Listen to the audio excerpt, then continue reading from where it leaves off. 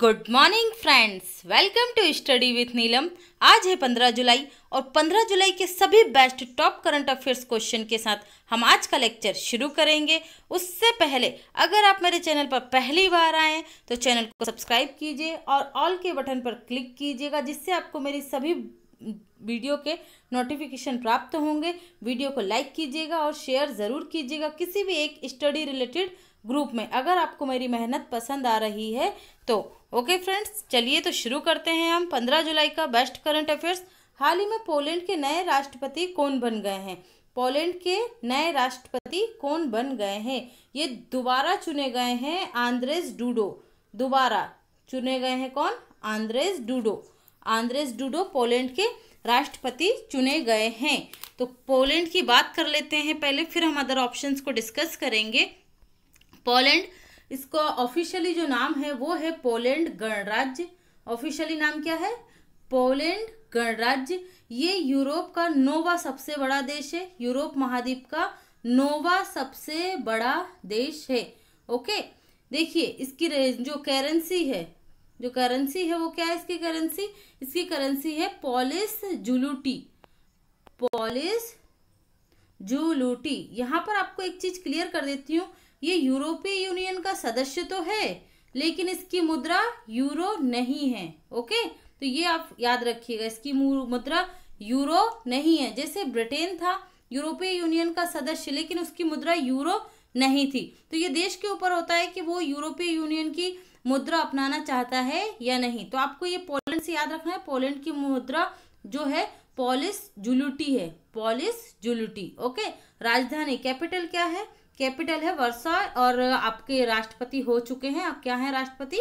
तो ये है आंद्रेस डूडो। सेकंड टाइम ये चुने गए हैं। अदर ऑप्शन को डिस्कस कर लेते हैं। ली सिएन लुंग, ये मैंने आपको कल ही बताया था, सिंगापुर के नए प्रधानमंत्री बन गए हैं ये।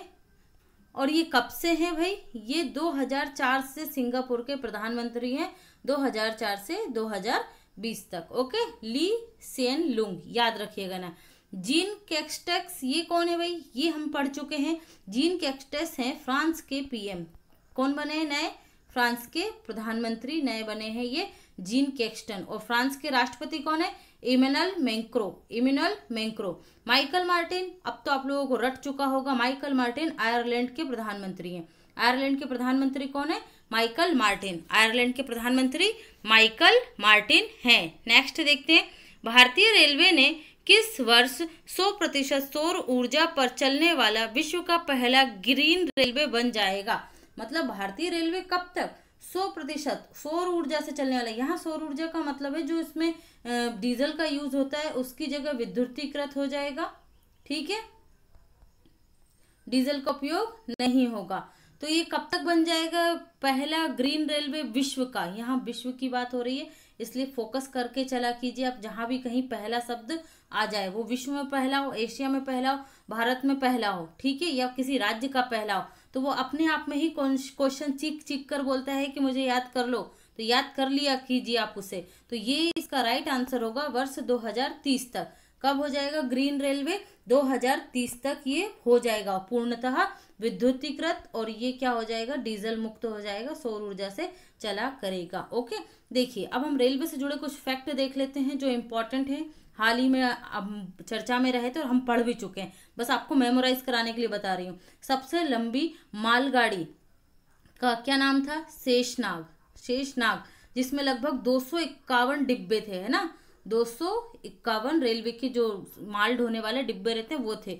ये कहाँ से कहाँ तक चली थी? नागपुर से कोरबा के बीच चली थी। नागपुर से कोरबा के बीच चली थी शेषनाग। ये एक फैक्ट याद रखेंगे। सेकंड है आपका डबल कंटेनर वाली पहली विद्युतीकृत जो रेलवे थी वो विश्व में पहली बार भारतीय रेलवे ने चलाया है। एक कंटेनर के ऊपर दूसरा कंटेनर, ये देखे होंगे आपने, बंदरगाह पर जो कंटेनर रखे जाते हैं ना वो, ये डबल डेकर कंटेनर चलाने वाली विश्व की पहली रेलवे भारतीय रेलवे बन गई है। ये कहाँ से कहाँ तक चली थी? ये गुजरात के पालनपुर से बड़ौर तक चली थी। पालनपुर से बटोर तक चली थी। ये दोनों स्थान याद रखे, दोनों गुजरात के ही हैं। ओके, तो ये ट्रायल भी सफल रहा था। और भारतीय रेलवे का waste to management energy plant कहाँ पर है वेस्ट टू एनर्जी प्लांट? तो मैं आपको कई बार बता चुकी हूँ, ये भुवनेश्वर में है, उड़ीसा के भुवनेश्वर में स्थित है रेलवे का वेस्ट टू एनर्जी प्लांट। ये किस तकनीकी पर काम करता है? पॉलीक्रैक तकनीकी पर, पॉलीक्रैक तकनीकी पर काम करता है। ओके फ्रेंड्स, तो ये यहाँ से आपको याद रखना है। हुगली रेलवे स्टेशन, ये 1400 मीटर है। भारत का विश्व का सबसे लंबा रेलवे स्टेशन होगा कौन सा? Hooghly station, 1400 metre. तो ये हुगली किस राज्य में आता है? ये आता है कर्नाटक में। कर्नाटक में ये तो अभी बनेगा भाई, है ना हुगली। वर्तमान में अगर बात की जाए तो कौन है विश्व का सबसे लंबा प्लेटफॉर्म? 666 मीटर के साथ ये है उत्तर प्रदेश का Gorakhpur railway platform. Gorakhpur railway platform, ये आपको याद रखना है। ओके, वर्तमान में हमारे रेल मंत्री कौन है? तो ये है पीयूष गोयल। कौन है? पीयूष गोयल। और स्वतंत्र भारत के पहले रेल मंत्री कौन थे? तो ये थे जॉन मथाई। कौन थे? जॉन मथाई। आई होप आपको सब चीजें यहाँ से क्लियर हो गई होंगी। चलिए बढ़ते हैं नेक्स्ट क्वेश्चन की तरफ।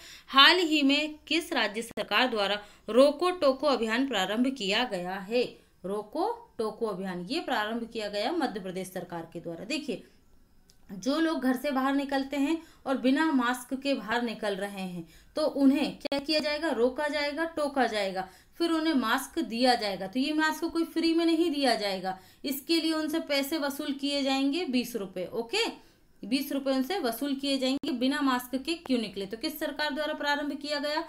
कोरोना वायरस से सुरक्षा के लिए और उसको फैलाव को रोकने के लिए रोको टोको अभियान मध्य प्रदेश में शुरू किया गया है। इसी मार्क्स से ही आपको एक और योजना याद आई होगी मध्य प्रदेश की, जीवन शक्ति योजना। जीवन शक्ति योजना, इसमें क्या था? जो महिलाएं हैं और महिलाओं को क्या दिया गया था? मास्क बनाने का कॉन्ट्रैक्ट दिया गया था, जिससे उन्हें इस कोरोना वायरस के टाइम में काम मिल जाएगा। ओके, उनकी आजीविका चलाने के लिए महिलाएं मास्क बनाएंगी और सरकार उसे 11 रुपए में खरीदेगी। ओके, फिर इसका वितरण किया जाएगा। तो ये आप याद रखिएगा। मध्य प्रदेश की बात कर लेते हैं भाई। मध्य प्रदेश के सीएम कौन है? शिवराज सिंह चौहान। गवर्नर कौन है? आनंदीबेन पटेल हैं, कार्यकारी गवर्नर हैं। ओके, या इन्हें कार्यभार दिया गया है। कौन है गवर्नर? वैसे लालजी टंडन है, लेकिन अभी वो हॉस्पिटल में एडमिट है, उनकी तबीयत ठीक नहीं है। मध्य प्रदेश हाई कोर्ट के चीफ जस्टिस कौन है? AK मित्तल। कौन है? हाई कोर्ट के चीफ जस्टिस AK मित्तल हैं। मध्य प्रदेश में लोकसभा सीटें कितनी है? 29, राज्यसभा 11, विधानसभा 230 प्लस 1।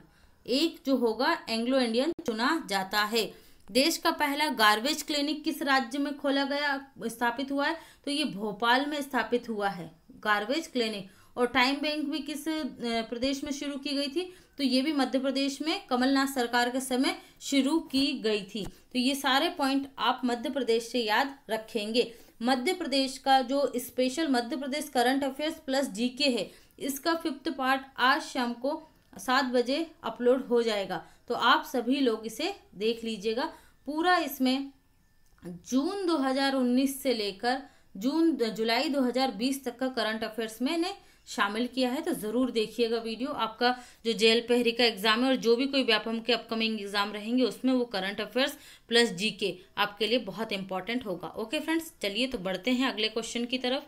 हाल ही में यूके सरकार के डिपार्टमेंट, यूके सरकार मतलब United kingdom, department of international trade के वर्ष 2019-20 के आंकड़ों के अनुसार ब्रिटेन में एफडीआई के जरिए निवेश करने वाला सबसे बड़ा देश कौन बन गया है? ब्रिटेन में तो ये बन गया है सबसे बड़ा देश यूएसए। यूएसए ने ब्रिटेन की लगभग 421 परियोजनाओं में निवेश करके रखा है। 461 या 62 परियोजनाओं में निवेश करके रखा है। किसने? यूएसए ने। और इसमें भारत का स्थान है सेकंड। भारत इस लिस्ट में कौन से स्थान पर है? दूसरे स्थान पर है। भारत ने यूके की लगभग 120 परियोजनाओं में निवेश किया है। तो क्वेश्चन अगर ये आता है कि ब्रिटेन में एफडीआई के निवेश करने में भारत का स्थान कौन सा है, तो भारत का स्थान कौन सा याद रखेंगे आप? सेकंड। क्यों? क्योंकि इसने ब्रिटेन की 120 परियोजनाओं में निवेश करके रखा है। ये दोनों फैक्ट आप यहाँ से ध्यान रखेंगे। रिपोर्ट किसने जारी की, ये भी इंपॉर्टेंट होता है। डिपार्टमेंट ऑफ इंटरनेशनल ट्रेड के वर्ष 2019-20 के आंकड़ों के अनुसार। ओके फ्रेंड्स, तो बढ़ते हैं अगले क्वेश्चन की तरफ। A song of India book के लेखक निम्न में से कौन है? तो अ सॉन्ग ऑफ बुक के लेखक हैं रस्किन बॉन्ड। कौन है? Ruskin bond. देखिए रस्किन बॉन्ड ने अपने जब ये 16 वर्ष के थे और उस समय का जो जीवन था इनका, जो इनका संघर्ष था, उसका वर्णन इस बुक में उन्होंने बताया है, अ सॉन्ग ऑफ इंडिया। ठीक है, कोई गाने की बुक नहीं समझ लीजिएगा, रस्किन बॉन्ड की बारे में लिखा है उन्होंने खुद ने, और ये उन्हीं की बुक है। क्या है? A song of India. किसकी है? रस्किन बॉन्ड की। अब अदर ऑप्शन भी देख लेते हैं, ये तो रट गए होंगे आपको। हैशटैग मी टू बुक किसकी है? तो ये है करण पुरी की। उर्जित पटेल की बुक क्या थी? Overdraft saving of the Indian saver. और अमित त्रिपाठी की क्या थी? The Suheldev who saved India. The Suheldev who saved India. Okay, तो आप इन सभी बुक्स को याद करके रखिएगा, सभी इंपॉर्टेंट है, सभी करंट की हैं। हाल ही में किस संस्था ने देश भर के स्कूली बच्चों के लिए LALT ऐप डेवलपमेंट मॉड्यूल प्रारंभ किया है? आपसे पूछी जा रही है संस्था ने स्कूली बच्चों के लिए, तो ये प्रारंभ किया गया है नीति आयोग के द्वारा। देखिए ALT ऐप डेवलपमेंट मॉड्यूल में क्या होगा, जो स्कूली बच्चे हैं उन्हें स्कूली टेक्निक कोडिंग डिकोडिंग समझाई जाएगी। इस कोडिंग डिकोडिंग में उनका फोकस किया जाएगा मुख्य रूप से डिजिटल एप्लीकेशन डेवलप करने में, मतलब मोबाइल एप्लीकेशन को डेवलप करना उन्हें सिखाया जाएगा। किसमें? ALT ऐप डेवलपमेंट मॉड्यूल, अटल इनोवेशन जो योजना है उसके अंतर्गत ही इसका कार्यान्वयन किया जाएगा। किसके द्वारा? नीति आयोग के द्वारा। ओके, तो ये आप याद रखिएगा, अटल इनोवेशन सेंटर जो योजना है, मिशन है, उसी के तहत ये काम किया जाएगा। कौन सा? ALT app development module. अब बात कर लेते हैं नीति आयोग की। तो नीति आयोग का फुल फॉर्म क्या है? नीति आयोग का फुल फॉर्म है national institute of transforming India. National institute of transforming India, ये आपको याद रखना। नीति आयोग के अध्यक्ष कौन होता है? तो याद रखिएगा, हमेशा नीति आयोग का अध्यक्ष PM होता है। उपाध्यक्ष कौन है वर्तमान में? इंपॉर्टेंट है, पूछा जा चुका है। RBI का जो PO का एग्जाम था उसमें राजीव कुमार। कौन है नीति आयोग के अध्यक्ष? उपाध्यक्ष राजीव कुमार। CEO कौन है? चीफ एग्जीक्यूटिव ऑफिसर, तो ये हैं आपके अमिताभ कांत। कौन है? अमिताभ कांत, ये नीति आयोग के CEO हैं। तो ये सारे फैक्ट आप यहाँ से याद रखेंगे। हाल ही में 4000 रन बनाने और 150 विकेट लेने वाला दूसरा सबसे तेज ऑलराउंडर कौन बन गया है? तो ये बात हो रही है टेस्ट मैचेस की, यहाँ पर मेंशन नहीं है। टेस्ट मैचेस में कौन बन गया है? 4000 रन बनाने वाले और 150 विकेट लेने वाले दूसरे नंबर के ऑलराउंडर, तो ये बन गए हैं बेन स्टोक्स। कौन बन गए हैं? बेन स्टोक्स बन गए हैं सेकंड नंबर के। इन्होंने 64 टेस्ट मैचों में 4000 रन बनाए और 150 विकेट लिए। तो पहले स्थान पर कौन है? पहले स्थान पर है गैरी सोबर्स। कौन है पहले स्थान पर? Garry Sobers. इन्होंने 63 मैचों में 4000 रन और 150 विकेट लिए हैं। तो आपको पहला स्थान और दूसरा स्थान दोनों ही याद रखना है। गैरी सोबर्स जो हैं, इन्हें सर गैरी सोबर्स ट्रॉफी से भी सम्मानित किया जा चुका है। ओके, तो ये फैक्ट आप याद रखेंगे। यहाँ से बढ़ते हैं अगले क्वेश्चन की तरफ। हुरून रिसर्च की हाल ही में जारी सूची के अनुसार दुनिया के अरबपतियों की सूची में मुकेश अंबानी का कौन सा स्थान है? देखिए ये पिछले मंथ जो था उसमें जो रिलीज हुई थी सूची अरबपतियों की, उसमें मुकेश अंबानी का स्थान विश्व में 9वां स्थान था। ओके, अब इसको बदलकर अब क्या हो गया है, जो कल परसों ही लिस्ट जारी की गई है उसमें इनका स्थान हो गया है 5वां। ओके, तो ये 5वें स्थान से 1 महीने में ही 9वें स्थान से 5वें स्थान पर आ गए। विश्व के सबसे अमीर अरबपतियों की सूची में मुकेश अंबानी हुरून रिसर्च के लिस्ट के अनुसार 5वें स्थान पर हैं। तो ये आपको याद रखना है। सॉरी, ये लास्ट में 8वें स्थान पर थे पिछले मंथ में, 9वें पे नहीं 8वें पे थे। ओके, तो ये आपको याद रखना है। पहले स्थान पर कौन है? हुरून रिसर्च लिस्ट में पहले स्थान पर हैं अमेजॉन के संस्थापक। कौन है? जेफ बेजोस इस लिस्ट में प्रथम स्थान पर हैं। बढ़ते हैं अगले पॉइंट की तरफ। हाल ही में प्रदान किए गए अवार्ड सम्मान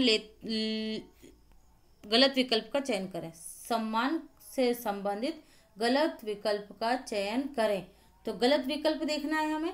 चैंपियन, ये सारे क्वेश्चन मैं आपको बता चुकी हूँ, इसलिए आप लोग इसे गलत मत कीजिएगा। 2 मिनट वीडियो को पॉज कीजिए और राइट आंसर लगाने की कोशिश कीजिए। Champion of the change of world award किसको दिया गया था? Champion of the change of world award Hemant Soren को। Hero to animal award Naveen Patnaik. Paul Harris fellow सम्मान अरविंद केजरीवाल। श्यामा प्रसाद मुखर्जी सम्मान सर्बानंद सोनोवाल, ये असम के सीएम है। तो आप देख रहे हैं एक तरफ सीएम है, दूसरी तरफ उन्हें मिले प्राइज है, तो आपको इसमें गलत विकल्प बताना है। तो गलत विकल्प होगा अरविंद केजरीवाल। बाकी ये तीनों राइट हैं, 2020 के ही हैं, तो ये आपको याद रखना है। ओके, देखिए अब यहाँ पर हम बताते हैं पॉल हैरिस फेलो सम्मान किसे मिला है। तो ये मिला है तमिलनाडु के सीएम को, एडापट्टी के पलानी स्वामी। एडापट्टी के पलानी स्वामी को ये मिला है अवार्ड। कौन सा?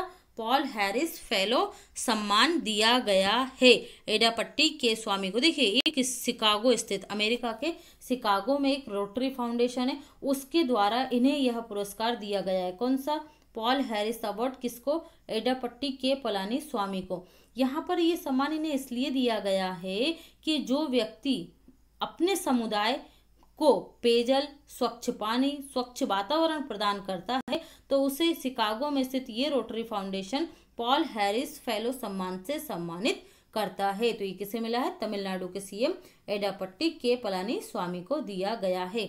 बात कर लेते हैं तमिलनाडु की कैपिटल क्या है? चेन्नई है। गवर्नर कौन है?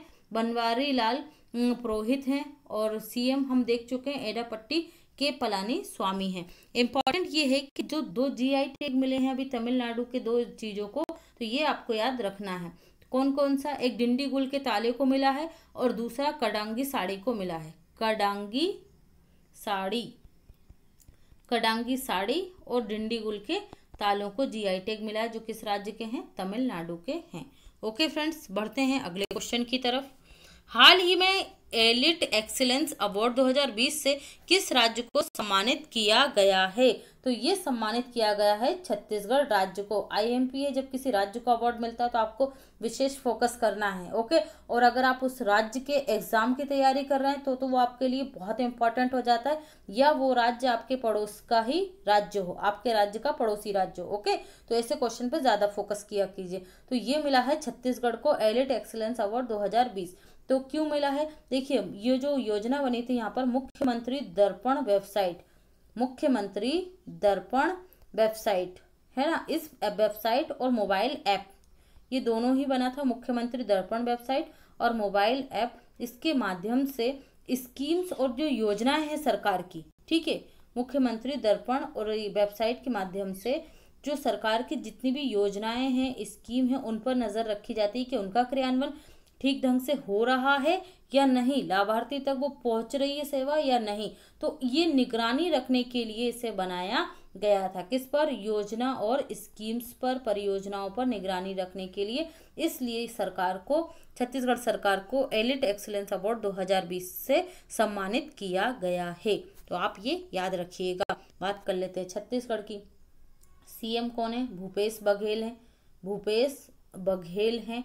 और कैपिटल क्या है यहाँ की? कैपिटल है रायपुर यहाँ की कैपिटल है।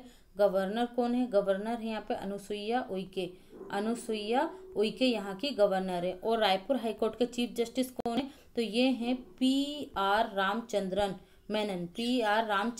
मेनन। ओके, तो याद रखिएगा पी.आर. रामचंद्र मेनन। तो ये थे अपना छत्तीसगढ़ से रिलेटेड सारे फैक्ट। अब हम कंप्लीट कर लेते हैं पॉइंट टू पॉइंट सेक्शन।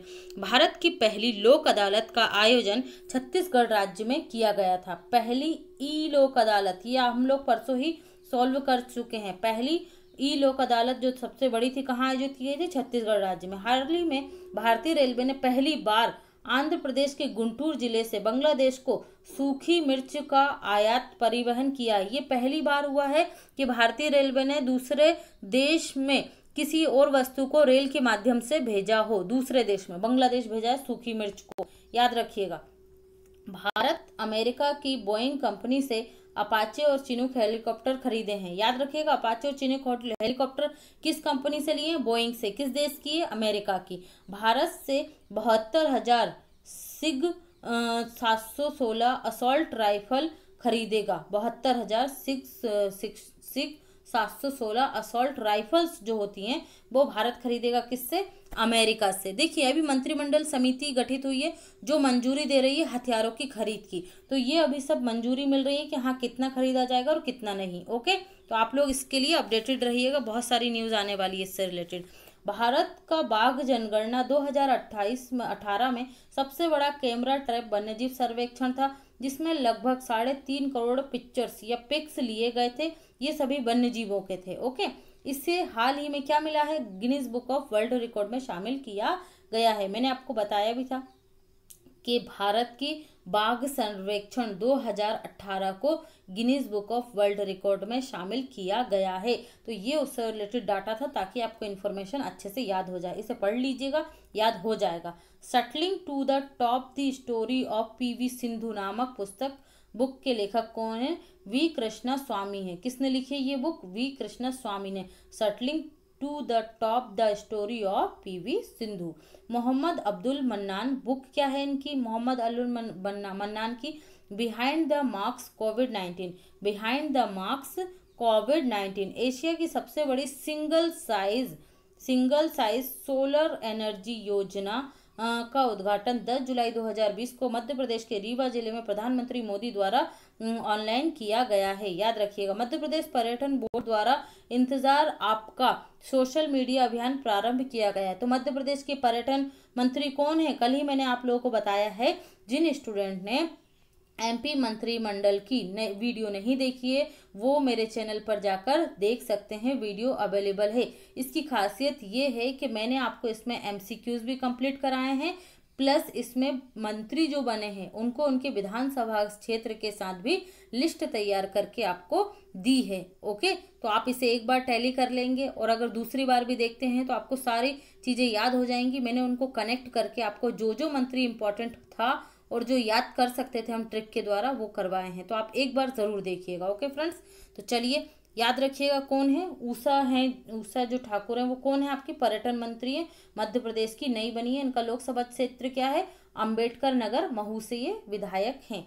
1 जुलाई 2020 से किल कोरोना अभियान कहाँ आरंभ किया गया? तो ये भी मध्य प्रदेश में ही आरंभ किया गया है। आईसीसी द्वारा 2019 का सर्वश्रेष्ठ क्रिकेटर की trophy sir Garry Sobers trophy किसको मिली है? गैरी सोबर्स को प्रदान की गई है। ये पुराने क्रिकेटर हैं, इनका नाम भी गैरी सोबर्स है, तो कंफ्यूज नहीं होंगे आप।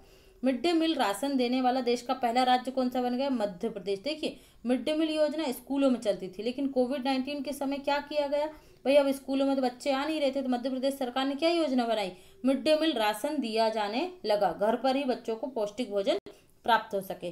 Kanha National Park, Van Vihar National Park, Sanjay National Park, Satpura National Park, Panna National Park, ये सभी किस राज्य में स्थित है? मध्य प्रदेश में। आई एम मलाला बुक के लेखक कौन है? तो मलाला यूसुफजई है।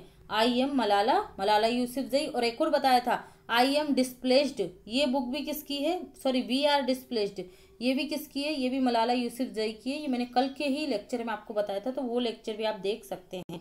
पाकिस्तान सरकार ने 2012 में मलाला को राष्ट्रीय युवा शांति पुरस्कार से सम्मानित किया था। कब? 2012 में। भारत में सर्वाधिक प्रत्यक्ष विदेशी निवेश या एफडीआई किस देश से आता है? सिंगापुर का। और भारत यूके में कौन से स्थान पर है? दूसरे स्थान पर है प्रत्यक्ष विदेशी निवेश या एफडीआई में। वर्ष 2019 में भारत में 51 अरब डॉलर का एफडीआई भारत में आया है। एफडीआई के साथ भारत विश्व में कौन से स्थान पर आ गया है? 9वें स्थान पर, 9th पोजीशन हो गई है 51 अरब डॉलर प्राप्त करने वाले देशों में। तो भारत किस में शामिल हो गया? टॉप 10 देशों में शामिल हो गया है, जहां पर सर्वाधिक एफडीआई आया है। कब? वर्ष 2019 में। एफडीआई का फुल फॉर्म क्या होता है? Foreign direct investment. देखिए मैं आपको ये एफडीआई और एफआईआई दो तरीके का इन्वेस्टमेंट होता है जो कोई भी विदेशी कंपनियां देश में करती हैं या उन्हें बुलाया जाता है। यहाँ थोड़ा सा बता देती हूँ। एफआईआई का मतलब होता है foreign institutional investment. Institutional investment का मतलब होता है कोई यहाँ पर आएगी विदेशी कंपनी और यहाँ पर अपना प्लांट स्थापित करेगी और फिर यहाँ पर वो मैंगो जूस बनाएगी। तो इससे क्या होगा? Institutional investment. अब वो अचानक से हमारे देश को छोड़कर नहीं जाएगी, अगर कोई गिरावट होती है या कोई नुकसान होता है तो ओके, वो यहाँ पर बन गई। इससे क्या होगा? देश के लोगों को रोजगार मिलेगा और एक इंफ्रास्ट्रक्चर हमारे पास निर्मित हो जाएगा इसमें FII में, लेकिन ये आता है क्या, कम। और आता क्या है ज्यादा, FDI। इसमें क्या होता है, कंपनियों के शेयर खरीदे जाते हैं, और जब शेयर बाजार में शेयरों की कीमत घटती है तो ये फटाक से पैसा निकाल लिया जाता है। इसलिए FDI और FII में से सबसे ज्यादा अच्छा किसे माना जाता है, तो FII को ही माना जाता है। ये हमारे भारतीय अर्थव्यवस्था के नेक्स्ट टॉपिक में शामिल होगा, तो आप उसको देखना ना भूलें, वो भी 1-2 दिन में मैं अपलोड कर दूंगी। वर्ष 2019 में भारत में 51 अरब डॉलर का FDI भारत में आया। FDI के साथ भारत स्थान कौन सा हो गया है, 9वें स्थान पर हो गया, ये कंप्लीट कर चुके हैं। विजडन पत्रिका ने मुथैया मुरलीधरन को 21वीं सदी का सबसे मोस्ट वैल्यूएबल खिलाड़ी घोषित किया है। किसके द्वारा, विजडन पत्रिका। इसे भाई क्रिकेट का मतलब बहुत महत्वपूर्ण कुरान कहा जाता है इसे, क्रिकेट की, किसको, विजडन पत्रिका को, तो याद रखिएगा। तो ये क्या किसको दिया इन्होंने, मुथैया मुरलीधरन। ये किस देश से हैं, श्रीलंका से हैं, ये क्या क्रिकेटर हैं। और दूसरे स्थान पर कौन रहे, तो ये भारतीय रविंद्र जडेजा रहे, जिसे विजडन पत्रिका ने मोस्ट वैल्यूएबल खिलाड़ी का दर्जा दिया। भारत की अगर क्वेश्चन पूछेंगे तो आपको रविंद्र जडेजा बताना है, और विश्व स्तर पर पूछेंगे तो मुथैया मुरलीधरन। ऑप्शन पे ध्यान दीजिएगा एग्जाम्स में। 5 जून 2020 को भारत का विदेशी मुद्रा भंडार फॉरेक्स रिजर्व रेशियो पहली बार अब तक 500 बिलियन डॉलर के पार पहुंच गया है। तो ये भी इंपॉर्टेंट फैक्ट है, ठीक है। विदेशी मुद्रा भंडार का मतलब क्या होता है भाई, देखिए हमारे पास US डॉलर और अलग अलग देशों की जो मुद्रा होती है, ठीक है, उसी को क्या कहा जाता है, विदेशी मुद्रा भंडार कहा जाता है। तो हमारे पास ये कितना हो गया, 500 बिलियन डॉलर हो गया। इसलिए इम्पोर्टेंट है क्योंकि कोई भी देश अपने विदेशी मुद्रा भंडार के दम पर ही आयात निर्यात करता है, जिससे उसकी मुद्रा का उपयोग नहीं होता और उसकी मुद्रा की वजह से उसे ज्यादा धन चुकाना नहीं पड़ता है। क्योंकि अगर हम आज बात करें, लगभग 71 रुपए $1 की कीमत होती है, ओके, और $1 $1 बराबर हमारे 71 रुपए। अब हमारे पास 500 बिलियन डॉलर है और कोई वस्तु अगर आपकी 42 रुपए की है, ओके, तो यहाँ हमारे 42 रुपए देने पड़ेंगे और यहाँ पर सिर्फ $2 में हमारा काम हो जाएगा, ठीक है। तो इसमें क्या होगा, हमें खरीदने में, कोई भी चीज आयात करने में हमें आसानी होगी, लेकिन बेचने में मुश्किल होगी क्योंकि हमें ज्यादा देना पड़ता है, ओके। तो देख लेते हैं अगला पॉइंट। 500 बिलियन के स्तर पर पहुंच गए। याद रखिएगा डेट इंपॉर्टेंट है इस फैक्ट के साथ। कब पहुंचा, 5 जून, पर्यावरण दिवस के दिन पहुंच गया था। सबसे ज्यादा विदेशी मुद्रा भंडार वाले देशों की सूची में भारत कौन से स्थान पर आ गया है, 5वें स्थान पर आ गया है। टॉप 5 में भारत ने अपनी जगह बना ली है। कितने, फॉरेस्ट रिजर्व के साथ, 500 बिलियन डॉलर के साथ। सिद्धार्थ वरदराजन को फ्रीडम ऑफ स्पीच अवार्ड प्रदान किया गया है, हाल ही में मिला था, यहाँ आपके रिवीजन के लिए रखा गया है। वर्ष 2023 में फीफा महिला विश्व कप की मेजबानी कौन से देश करेंगे, न्यूजीलैंड और ऑस्ट्रेलिया करेंगे, दोनों ही पास पास है, न्यूजीलैंड और ऑस्ट्रेलिया। फीफा मेंस फुटबॉल विश्व कप 2020 का आयोजन कहाँ होगा, तो ये होगा कतर में। कहाँ पर होगा, कतर में आयोजित होगा। आगामी खेल प्रतियोगिताओं पर अच्छे से ध्यान दिया कीजिए, इनसे क्वेश्चन बनते हैं। मैरी जैक्सन के नाम पर नासा के मुख्यालय भवन का नाम रखा जाएगा। ये पहली अफ्रीकी अमेरिकी इंजीनियर महिला थी, मैरी W जैक्सन, इनका फुल नाम है मैरी W जैक्सन। इनके नाम पर ही नासा अब अपने मुख्यालय का नाम रखेगा। भारतीय मौसम विभाग के महानिदेशक हाल ही में कौन बन गए हैं, डॉक्टर मृत्युंजय महापात्रा। रूस वर्ष 2023 में पर्यटकों को अंतरिक्ष ले जाने की योजना बना रहा है, ओके। अंतरराष्ट्रीय अंतरिक्ष स्टेशन पर इनको मतलब लेकर जाएगा पर्यटकों को, कौन, रूस। हाल ही में पंजाब की पहली महिला मुख्य सचिव कौन बन गई हैं, पहली महिला मुख्य सचिव बन गई हैं विन्नी महाजन, याद रखिएगा, विन्नी महाजन। नितिन मेनन को ICC एलिट पैनल में भारतीय एम्पायर के रूप में शामिल किया गया है। भाई देखिए, भारतीय एम्पायर तो है ही नितिन मेनन, इन्हें किस में शामिल किया गया, ICC एलिट पैनल में शामिल किया गया है नितिन मेनन को। केरल की स्वास्थ्य मंत्री के सैलजा, ये आप लोगों को याद हो चुका होगा, ये केरल के स्वास्थ्य मंत्री हैं के सैलजा। इन्हें कोरोना वायरस के समय सराहनीय कार्यों के लिए संयुक्त राष्ट्र द्वारा सम्मानित किया गया है के सैलजा को। प्रोजेक्ट प्लेटिना का संबंध किस राज्य से, तो महाराष्ट्र से। इसके अंतर्गत प्लाज्मा थेरेपी से इलाज करने के लिए महाराष्ट्र सरकार द्वारा यह प्रारंभ किया गया है, ओके। तो बहुत बड़ा अभियान है, इसे ध्यान रखिएगा, प्रोजेक्ट प्लेटिना। हमारा घर हमारा विद्यालय योजना का प्रारंभ मध्य प्रदेश सरकार द्वारा कब से किया गया? 1 जुलाई 2020 से किया गया। इसमें जो बच्चे हैं उनका क्या होगा, मटेरियल ऑनलाइन फ़ोन पर ही अवेलेबल करवा दिया जाया करेगा, मोबाइल पर, और घर में उनके पेरेंट्स ही उनको सुबह से पढ़ाया करेंगे, फिर बेल बजा करेगी, फिर उनकी छुट्टी हुआ करेगी। तो मतलब ये सारा काम जो स्कूल का काम है वो घर के लोगों को करना है। देश का पहला लाइकेन पार्क किस राज्य में स्थापित किया गया? उत्तराखंड में। बेट मानवतावादी पुरस्कार 2020 से किसे सम्मानित किया गया? पॉप स्टार हैं ये अमेरिका की बियोंसे। किसको सम्मानित किया गया? अमेरिकी पॉप स्टार बियोंसे को। क्यों सम्मानित किया गया भाई? इनका जो एनजीओ है बियोंसे एनजीओ, उसने कोरोना वायरस के समय बहुत अच्छे मानवतावादी काम किए और लोगों की हेल्प करी है, इसलिए यह अवार्ड इन्हें दिया गया। संयुक्त राष्ट्र के जेनेवा स्थित कार्यालय के लिए भारतीय राजदूत कौन बने हैं? इंद्रमणि पांडे बने। कौन बने हैं? इंद्रमणि पांडे बने। वर्ष 2020 के प्रथम पीसी महालनोबिस पुरस्कार से किसे सम्मानित किया गया? सी रंगराजन को, जो लाइफ टाइम अचीवमेंट के क्षेत्र में दिया जाएगा। पूरे जीवन भर आपने जो सांख्यिकी के क्षेत्र में काम किया उसके लिए कौन सा पुरस्कार दिया जाएगा? पीसी महालनोबिस पुरस्कार। कब दिया गया ये दिया गया है 29 जून को। 29 जून को ही क्यों? क्योंकि पीसी महालनोबिस का बर्थडे भी है और हम मनाते हैं राष्ट्रीय सांख्यिकी दिवस। यहाँ से आपको एक और चीज याद रखनी है, विश्व सांख्यिकी दिवस कब मनाते हैं? 20 अक्टूबर को मनाते हैं, लेकिन ये बनता है 5 साल में एक बार। पहली बार 20 अक्टूबर को 2000 में मनाया गया था, सन 2000 में, फिर 2005 में, फिर 2010 में, और अब मनाया जाएगा 20 अक्टूबर 2020 में। तो ये आप याद रखिएगा। भारतीय संचार संस्थान के महानिदेशक कौन बन गए हैं हाल ही में?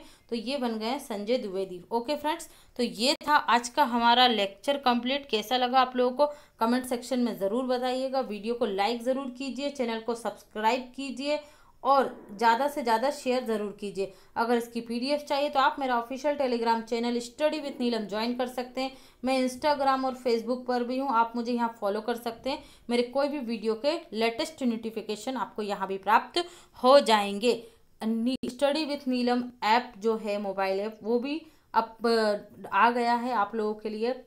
अगर आपको मेरी पुरानी जो वीडियो है करंट अफेयर्स की और अदर टॉपिक की इम्पॉर्टेंट है वो सभी, अगर आपको वो देखनी है तो आप मेरा एप्लीकेशन गूगल प्ले स्टोर पर जाकर डाउनलोड कर सकते हैं। Okay friends, thanks for watching this video.